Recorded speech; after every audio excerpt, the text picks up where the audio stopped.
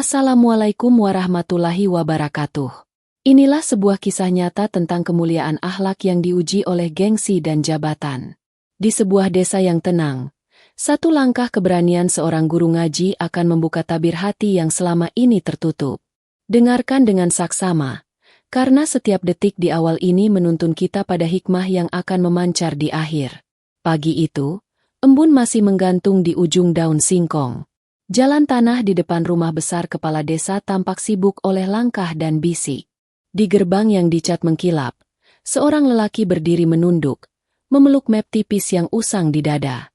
Namanya Fahri, guru ngaji di langgar kecil dekat pemakaman tua.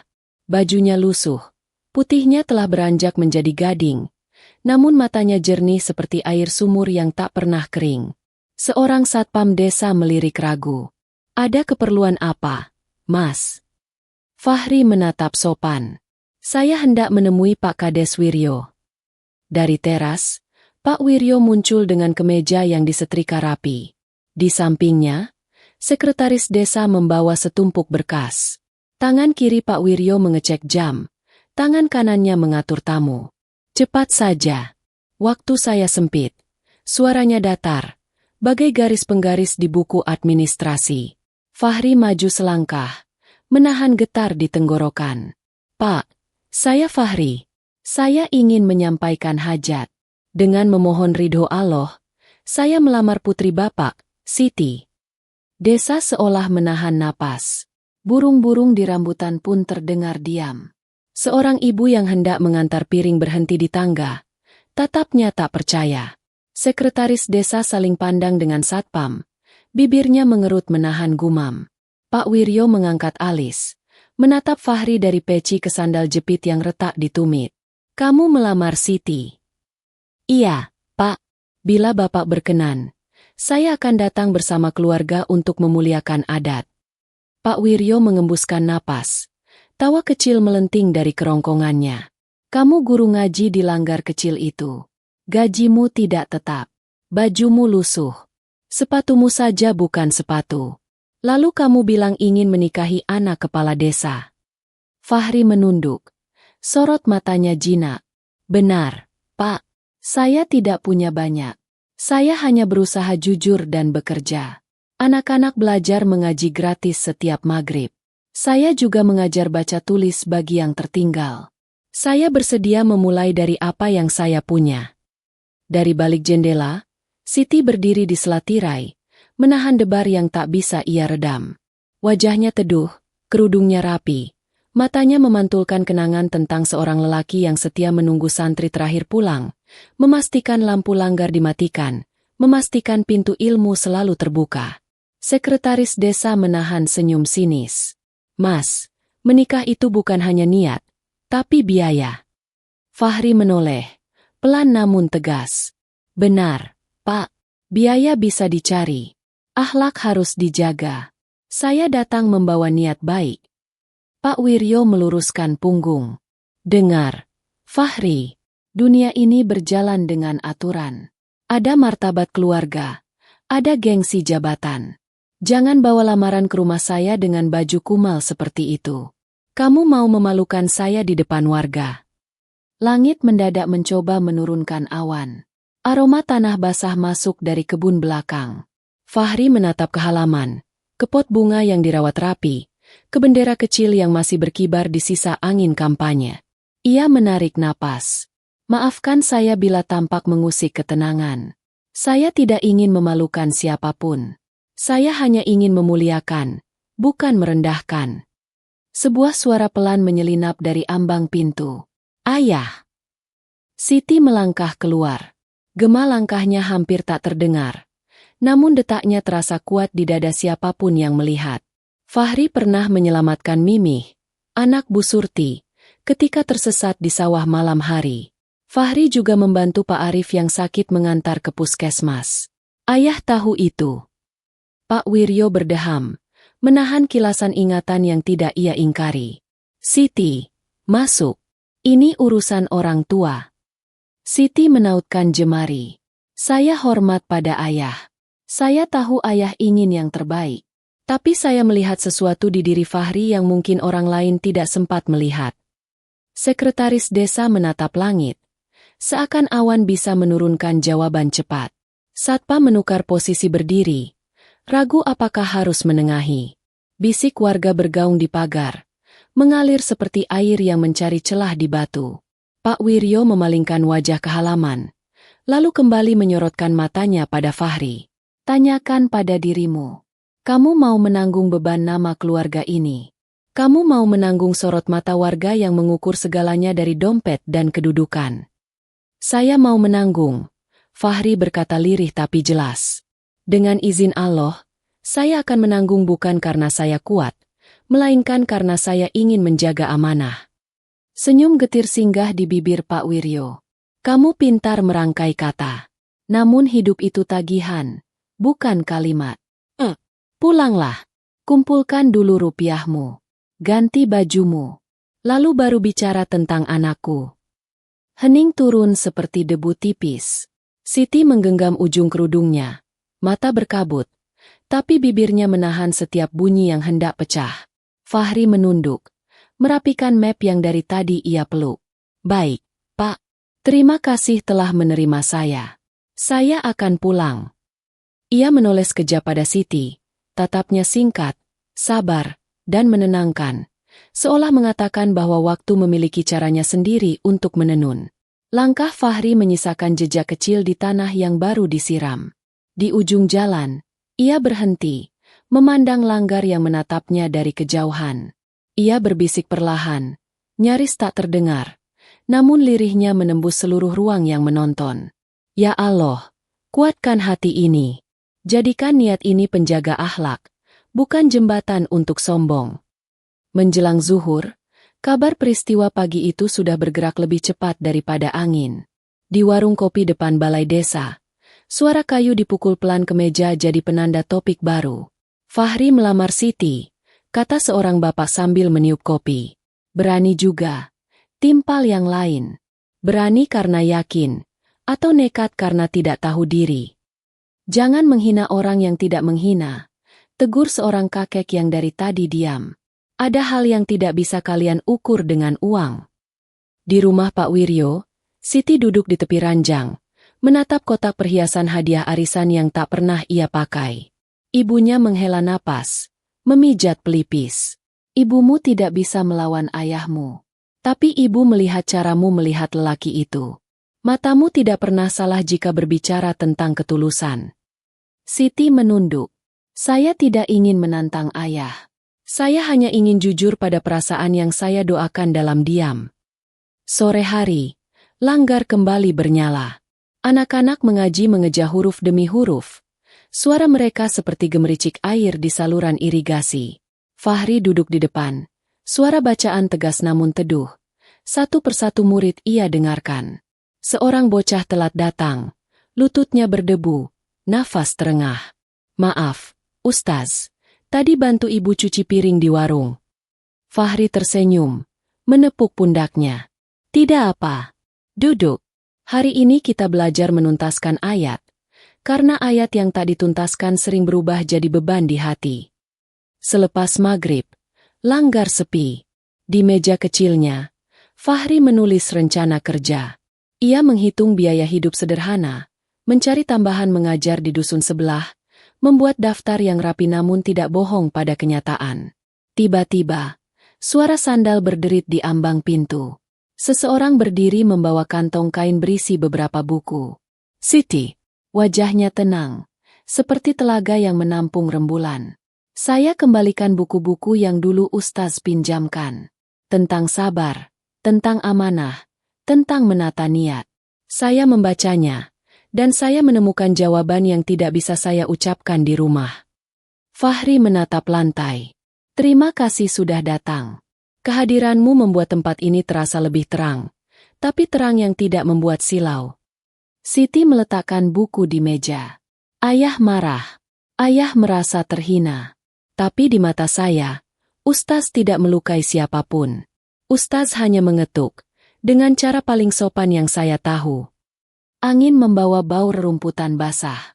Di kejauhan, gonggongan anjing satu kali, lalu padam. Doakan saya, ucap Fahri. Saya tidak ingin melawan siapapun. Saya hanya ingin menjaga yang saya yakini.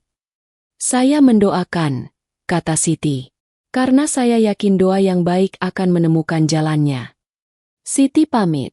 Di teras langgar, ia berhenti, menoleh sekali, lalu melangkah menyelinap ke dalam malam.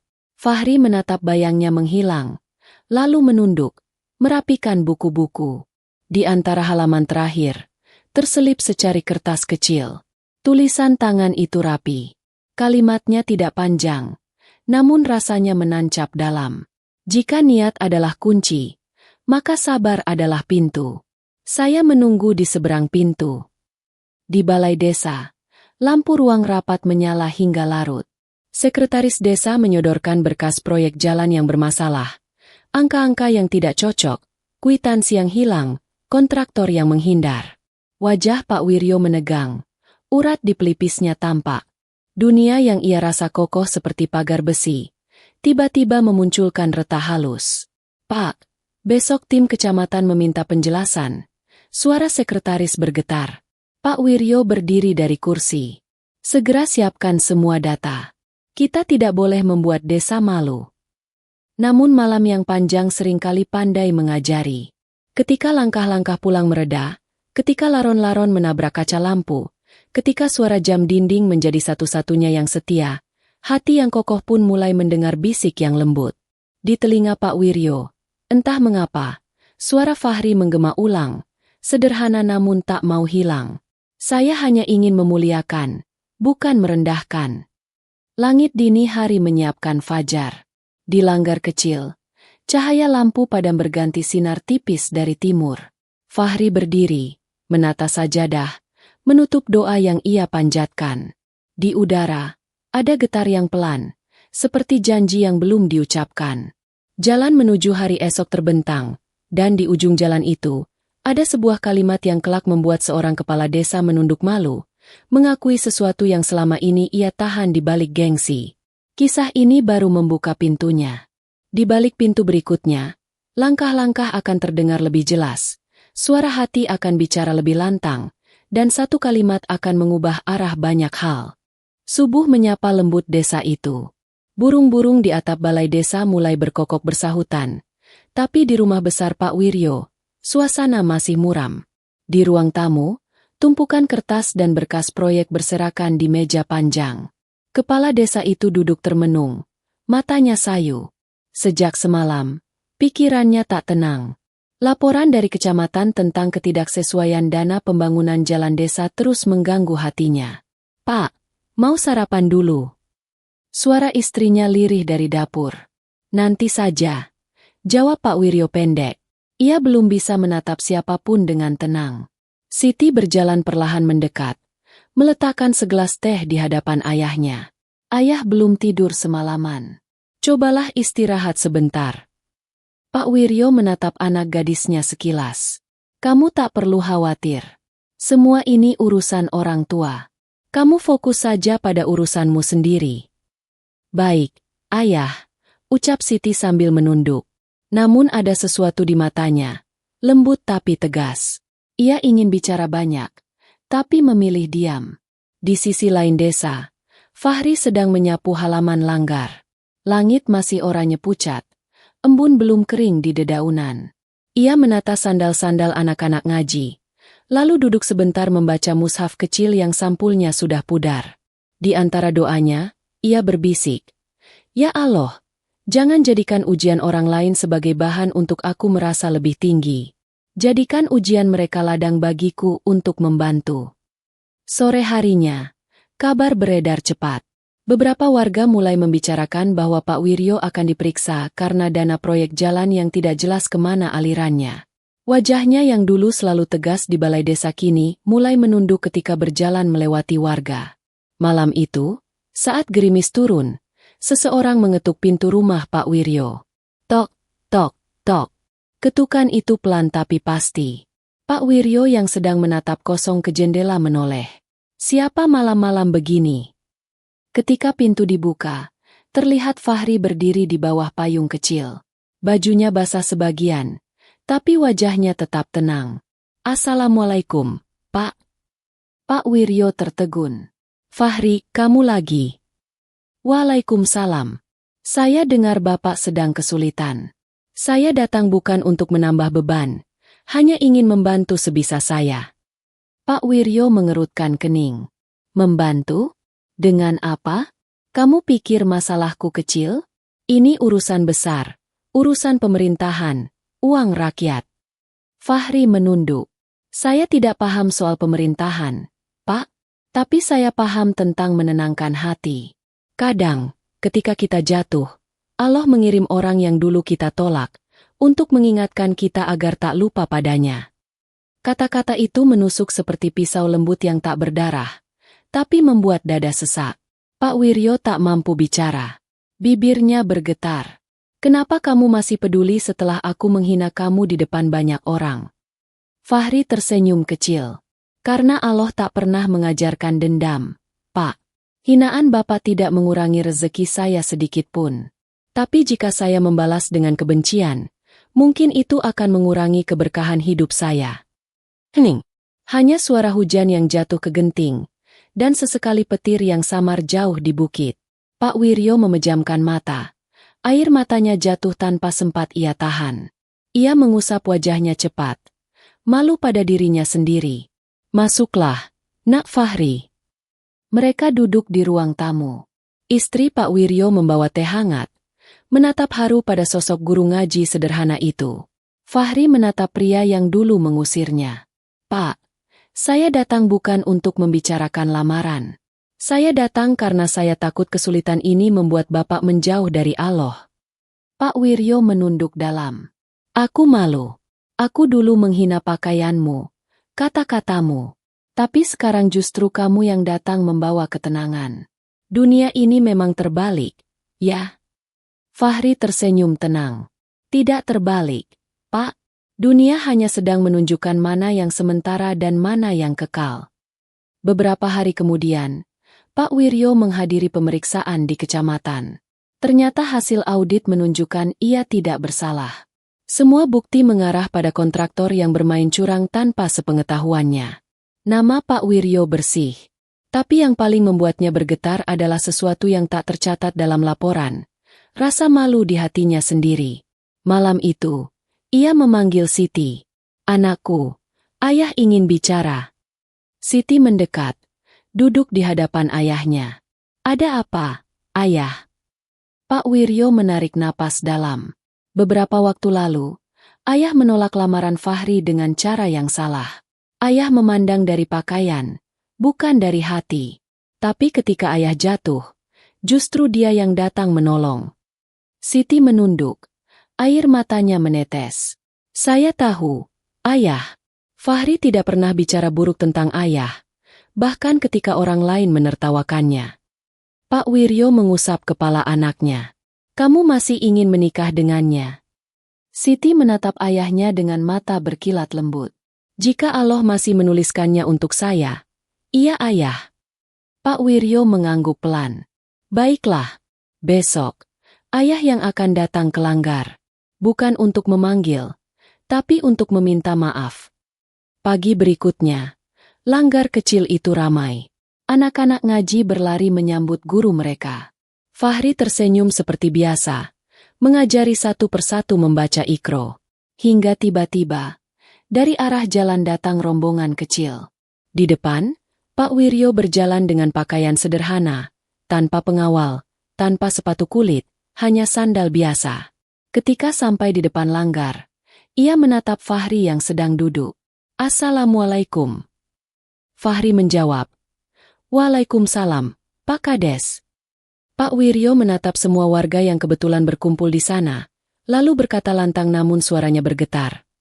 "Hari ini saya datang untuk meminta maaf kepada seorang guru ngaji yang pernah saya hina. Saya dulu menilai dari baju lusuhnya, padahal di dalamnya tersimpan hati yang jauh lebih bersih daripada jas jabatan saya." Warga terdiam. Hanya angin yang lewat membawa suara lembut dari pepohonan. Pak Wiryo menunduk dalam, lalu berkata dengan suara yang lirih namun membuat semua orang meneteskan air mata. "Saya malu, Nak Fahri. Ternyata yang berilmu bukan yang duduk di kursi tinggi, tapi yang hatinya selalu merendah di hadapan Allah. Fahri menatapnya, lalu berkata kalimat yang kelak akan dikenang warga desa itu. Pak, saya ini bukan siapa-siapa. Saya hanya belajar bahwa pakaian bisa lusuh, tapi niat tak pernah pudar. Dan gengsi tak pernah bisa menutupi hati yang sombong. Suara itu membuat semua hening.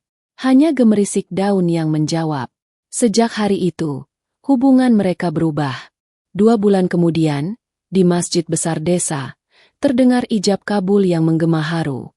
Fahri menikahi Siti dengan mas kawin sederhana, sebuah mushaf Al-Quran dan sepasang sajadah. Pak Wiryo meneteskan air mata saat menyalami menantunya. Jaga anak saya baik-baik, Nak. Dan tolong, jaga juga hati saya agar tak lagi buta oleh gengsi. Fahri mengangguk. Insya Allah, Pak. Hari itu, langit terasa lebih biru, udara lebih sejuk, dan warga desa yang dulu menertawakan Fahri kini menatap dengan kagum. Karena akhirnya, mereka menyadari, kemuliaan tidak butuh pakaian baru, hanya hati yang tidak pernah kotor. Fajar menyingsing dengan lembut di atas desa yang kini lebih tenang. Angin pagi berhembus membawa suara adzan dari langgar kecil yang kini sudah dipugar. Di teras langgar, terlihat Fahri sedang menyapu halaman sambil tersenyum. Di sampingnya, Siti berdiri membawa teko berisi air hangat. Wajahnya berseri dalam balutan kerudung sederhana. Senyumnya menenangkan seperti embun di ujung daun. Mas, istirahat sebentar. Tehnya sudah siap, kata Siti lembut. Fahri menoleh, menatap istrinya penuh syukur. Terima kasih, Siti. Aku tidak pernah menyangka Allah akan mempertemukan kita dengan cara seindah ini. Siti tersenyum. Saya juga tidak menyangka, Mas. Ternyata sabar yang panjang akan selalu menemukan ujungnya. Langgar kecil tempat mereka dulu bertemu kini mulai ramai oleh anak-anak yang datang belajar mengaji. Fahri dan Siti bahu-membahu memperbaiki bangunan itu. Dindingnya dicat ulang oleh warga. Atapnya diganti dengan genteng baru hasil gotong royong. Tak ada kemewahan, tapi ada keberkahan yang meresap dalam setiap sudut. Pak Wiryo, sang kepala desa yang dulu sempat tenggelam dalam gengsi, kini sering datang ke langgar. Ia duduk di antara warga, mendengarkan ceramah Fahri setiap malam Jumat. Tidak lagi memakai pakaian mewah, tidak lagi membawa ajudan. Ia datang dengan sandal jepit dan peci hitam yang sederhana. Suatu malam, selepas pengajian, ia mendekati menantunya dengan mata berkaca. Nak Fahri, bolehkah aku bicara sebentar? Tentu, Pak, jawab Fahri sopan. Pak Wiryo menatap langit-langit masjid. Aku tidak tahu harus berkata apa. Tapi sejak kamu masuk ke keluarga ini, aku merasa rumahku lebih damai. Aku malu mengingat dulu aku menolakmu hanya karena pakaian dan kemiskinan. Padahal, Allah justru menitipkan ketenangan itu lewat dirimu. Fahri menunduk, lalu menjawab lirih. Pak, tidak perlu mengingat yang sudah lewat. Setiap orang pernah salah dalam menilai. Tapi selama masih mau memperbaiki, Allah akan bukakan jalan kebaikan. Pak Wiryo terdiam. Air matanya jatuh, menetes di atas sajadah. Dalam hatinya, gengsi yang dulu menebal kini luruh sepenuhnya. Beberapa bulan berlalu, perubahan besar terjadi di desa itu. Fahri mulai mengadakan pengajian rutin untuk para pemuda yang dulunya lebih sering nongkrong di warung kopi. Ia juga membuka kelas baca tulis gratis untuk orang dewasa yang belum bisa membaca Al-Quran. Perlahan, warga mulai melihat bahwa ilmu dan ketulusan lebih berharga dari kedudukan atau harta. Suatu sore, saat matahari condong ke barat, Siti datang membawa nampan berisi kue kecil.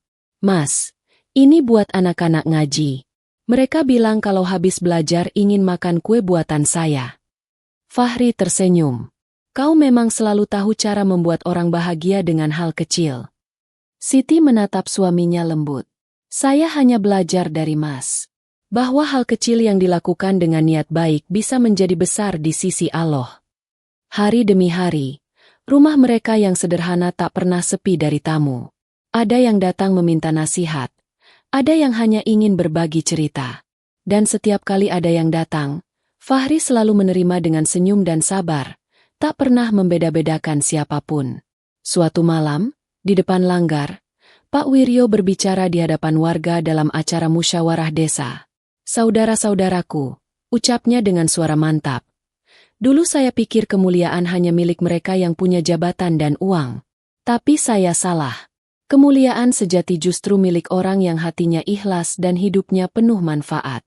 Dan guru ngaji yang dulu saya hina, hari ini menjadi menantu yang mengajarkan saya makna hidup." Semua warga hening.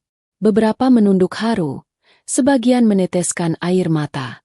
Pak Wiryo melanjutkan, "Mulai sekarang, desa kita akan membangun taman baca dan sekolah kecil di belakang langgar. Saya ingin anak-anak belajar bukan hanya mengejar gelar, tapi mengejar akhlak." Sorak takbir menggema. Warga bersorak gembira. Fahri menunduk, menahan tangis bahagia. Siti menggenggam tangannya erat, berbisik pelan, "Lihat, Mas. Dulu ayah menolakmu, tapi sekarang ayah sendiri yang meneladanimu." Fahri tersenyum. "Itulah cara Allah menunjukkan kebesarannya, Siti. Tidak dengan membalas, tapi dengan melembutkan hati yang keras." Beberapa tahun kemudian, nama Fahri dikenal di banyak tempat. Ia tetap menolak jabatan, tetap tinggal di rumah kayu yang sama. Namun setiap langkahnya menjadi berkah bagi banyak orang. Di depan rumahnya, plang kecil bertuliskan Taman Pendidikan Quran Al-Hidayah berdiri sederhana. Setiap sore, anak-anak tertawar yang belajar Iqra, sementara Siti mengajarkan mereka menulis dan berhitung. Dari rumah kecil itu, cahaya ilmu dan akhlak menyebar ke seluruh desa. Dan Pak Wiryo yang kini sudah pensiun dari jabatannya, sering duduk di kursi bambu di bawah pohon mangga sambil berkata pada setiap tamu yang datang, "Dulu aku pikir aku kepala desa yang dihormati. Tapi sekarang aku tahu, penghormatan sejati bukan datang karena jabatan. Ia datang dari hati yang tidak pernah merasa lebih tinggi dari orang lain." Langit senja memerah. Adzan maghrib berkumandang dari langgar kecil itu. Fahri berdiri, menepuk pundak mertuanya pelan. "Mari, Pak. Waktu maghrib sudah tiba." Pak Wiryo tersenyum, berdiri pelan. "Ayo, Nak. Aku tak mau ketinggalan sholat berjamaah dengan menantuku yang dulu sempat kuanggap tak pantas." Keduanya melangkah berdampingan menuju langgar, sementara suara takbir anak-anak kecil menggema di udara sore. Di depan langgar, Siti menatap mereka dari jauh, lalu tersenyum lembut. Dalam hatinya, ia berbisik, begitulah janji Allah. Tidak pernah terlambat, dan selalu indah pada waktunya. Dan dari rumah sederhana itu, lahirlah bukan hanya keluarga, tapi juga teladan bagi seluruh desa, bahwa cinta, sabar, dan ketulusan bisa mengubah batu hati menjadi taman kasih yang abadi. Waktu berjalan cepat. 3 tahun telah berlalu sejak Fahri menikahi Siti. Desa yang dulu dikenal sepi kini berubah menjadi desa yang penuh kehidupan. Anak-anak belajar mengaji setiap sore, para pemuda aktif dalam kegiatan sosial, dan warga mulai gemar bersedekah. Semua perubahan itu bermula dari satu rumah sederhana di pinggir sawah, rumah guru ngaji yang dulu pernah dihina karena pakaiannya lusuh. Suatu siang, ketika matahari condong ke barat, datanglah 2 mobil ke halaman langgar. Dari dalamnya turun beberapa orang berpakaian rapi, membawa kamera dan buku catatan. Warga berkerumun, penasaran. Seorang pria berkemeja biru menyalami Fahri. "Assalamualaikum, Pak Ustaz. Kami dari media daerah. Kami ingin meliput kegiatan Taman Pendidikan Quran yang Bapak dirikan." Katanya, dari tempat sederhana ini lahir perubahan besar untuk desa. Fahri tersenyum sopan. "Waalaikumsalam. Saya tidak melakukan apa-apa, Pak. Yang bekerja itu masyarakat. Saya hanya menyampaikan sedikit ilmu yang Allah titipkan." Jurnalis itu menatapnya kagum. "Rendah hati sekali, Pak Ustaz. Tapi warga bilang Bapaklah yang memulai semuanya. Dulu anak muda di sini suka mabuk. Sekarang mereka rajin ikut kajian. Apa rahasianya?" Fahri menjawab lembut.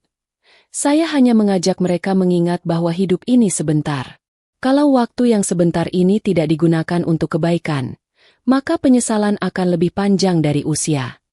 Sore itu, wawancara berlangsung di teras langgar. Anak-anak mengaji tetap bersuara merdu. Siti membagikan air minum untuk tamu, sementara Pak Wiryo duduk di bawah pohon mangga, menatap penuh bangga dan haru. Beberapa hari kemudian, kisah mereka dimuat di surat kabar daerah dengan judul, Guru Ngaji Lusuh Ubah Desa Jadi Pusat Ilmu.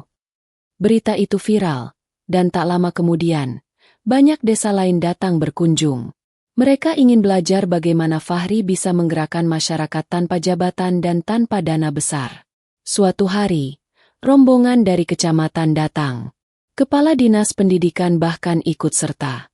Pak Fahri, katanya dengan nada hormat, kami ingin menjadikan program Bapak sebagai contoh untuk desa-desa lain. Kami juga ingin memberi bantuan pembangunan gedung belajar baru. Fahri tersenyum. Alhamdulillah, Pak. Tapi mohon jangan terlalu besar. Biarlah sederhana, agar semangat gotong royong tetap tumbuh. Jika semua dibangun dengan uang, warga akan lupa rasa memiliki. Kepala dinas itu tertegun. Ia menatap Fahri lama, lalu berkata, tak heran desa ini damai. Pemimpinnya bukan yang duduk di kursi, tapi yang duduk di hati warganya.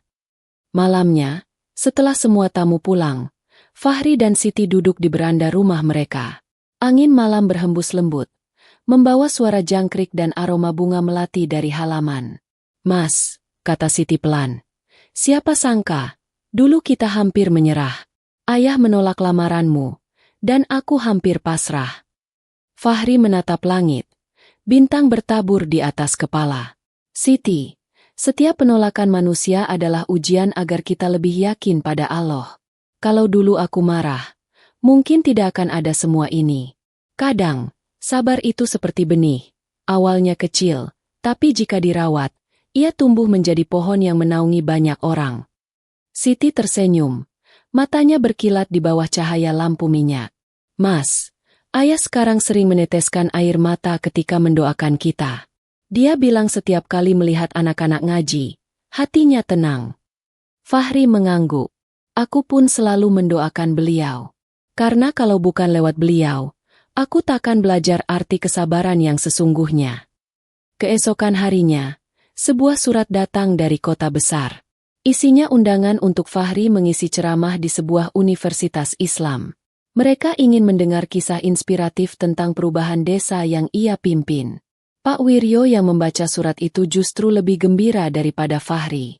Nak Fahri, ini kehormatan besar. Pergilah, ceritakan bagaimana desa ini berubah.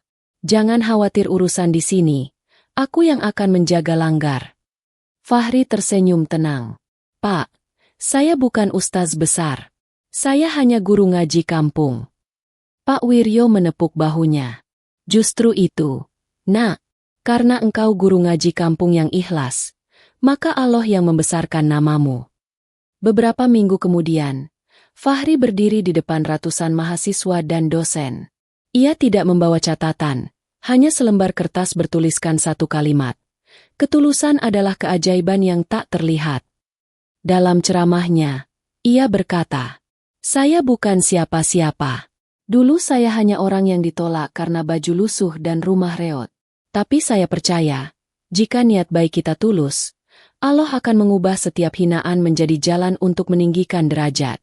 Karena yang penting bukan seberapa tinggi jabatan kita, tapi seberapa dalam hati kita memuliakan orang lain. Tepuk tangan bergema memenuhi ruangan. Beberapa orang menunduk, meneteskan air mata. Ketika Fahri pulang ke desanya, warga menyambut dengan gembira. Pak Wiryo menunggunya di halaman langgar dengan mata berkaca. Nak Fahri, dulu aku menolakmu karena takut anakku hidup susah. Tapi ternyata, lewatmu aku justru belajar arti kekayaan sejati, bukan dari harta, tapi dari tenangnya hati. Fahri merangkul mertuanya erat. Terima kasih, Pak. Jika bukan karena sikap Bapak dulu, mungkin aku tidak akan belajar menundukkan hati. Malam itu, setelah Isya, Fahri berdiri di depan jamaah langgar. Suaranya tenang tapi menggetarkan. Saudaraku, jika suatu hari kalian dihina, jangan balas dengan benci. Balaslah dengan kebaikan. Karena terkadang, yang menghina kita hari ini, akan berlutut di hadapan kebaikan kita besok. Langgar hening. Hanya isak haru yang terdengar di antara jamaah. Dan dari malam itu, cahaya kecil dari sebuah desa di pinggir sawah mulai menyebar ke banyak penjuru negeri. Guru ngaji yang dulu dianggap tak pantas kini menjadi pelita bagi banyak orang. Dan kalimatnya terus diingat oleh siapapun yang pernah mendengarnya. Pakaian bisa lusuh, tapi niat tak pernah pudar.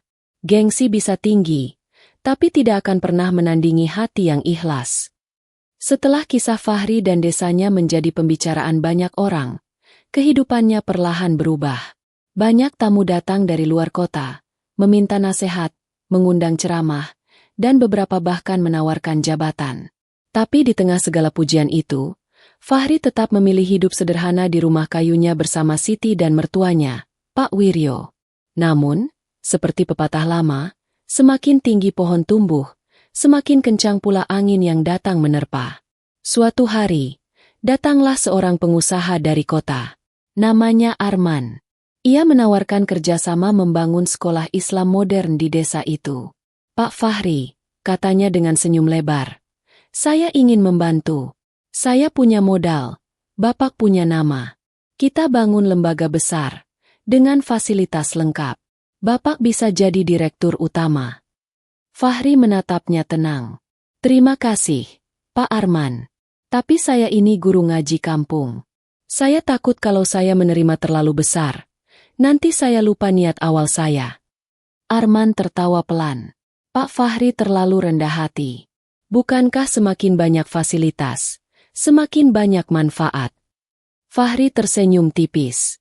Benar, Pak. Tapi jika niatnya bergeser, manfaat bisa berubah jadi ujian.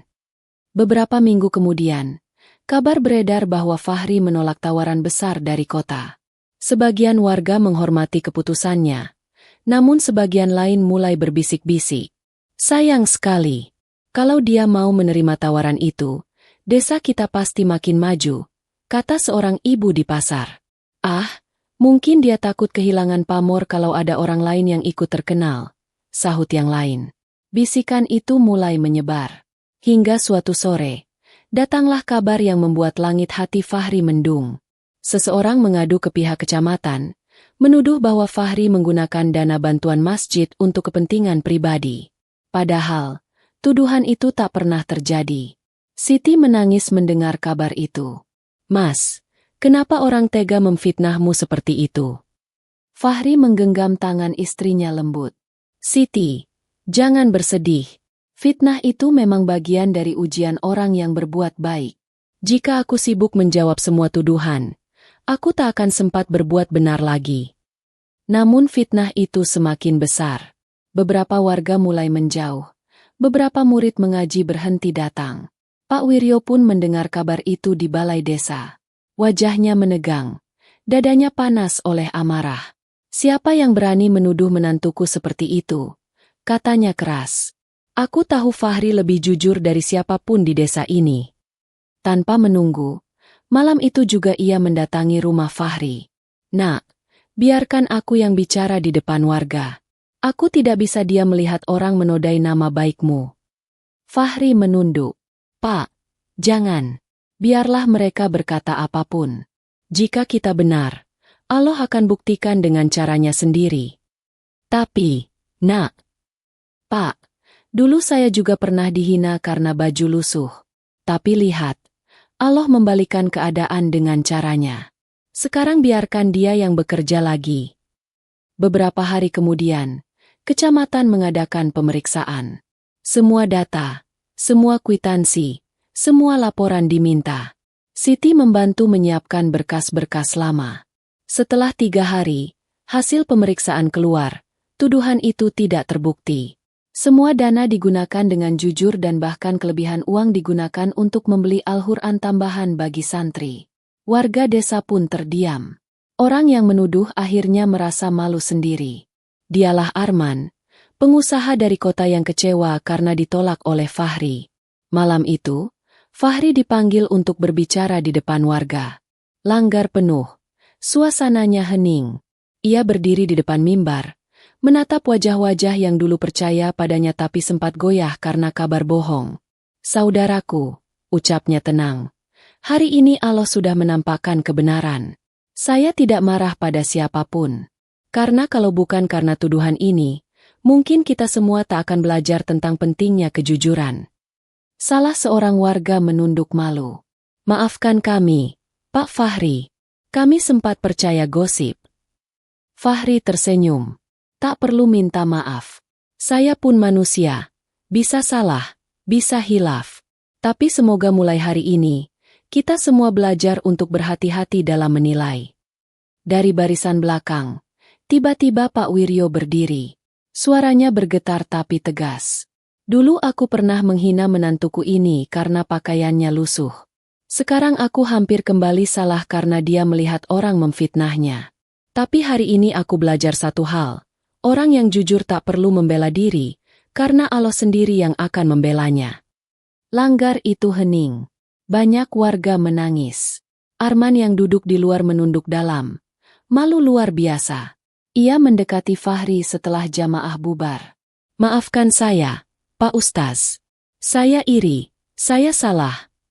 Fahri menatapnya dengan tenang. Saya sudah memaafkan bahkan sebelum Anda meminta maaf. Karena dendam hanya mempersempit hati, sementara maaf meluaskannya. Hari itu, cahaya keikhlasan kembali menyinari desa itu. Nama Fahri semakin harum, tapi hatinya tetap tenang, tetap tawadhu.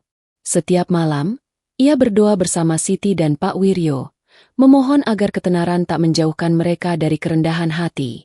Dan seperti biasa, setelah menutup doa, Fahri berbisik pelan, "Ya Allah, jangan biarkan aku lupa saat aku pernah dihina. Karena dari hinaan itu, Engkau ajarkan aku makna sabar, dan dari fitnah ini, Engkau tunjukkan keajaiban kejujuran." Dari rumah kecil itu, doa yang tulus kembali naik ke langit. Doa yang tak pernah meminta kekayaan, hanya ketenangan dan keridhoan.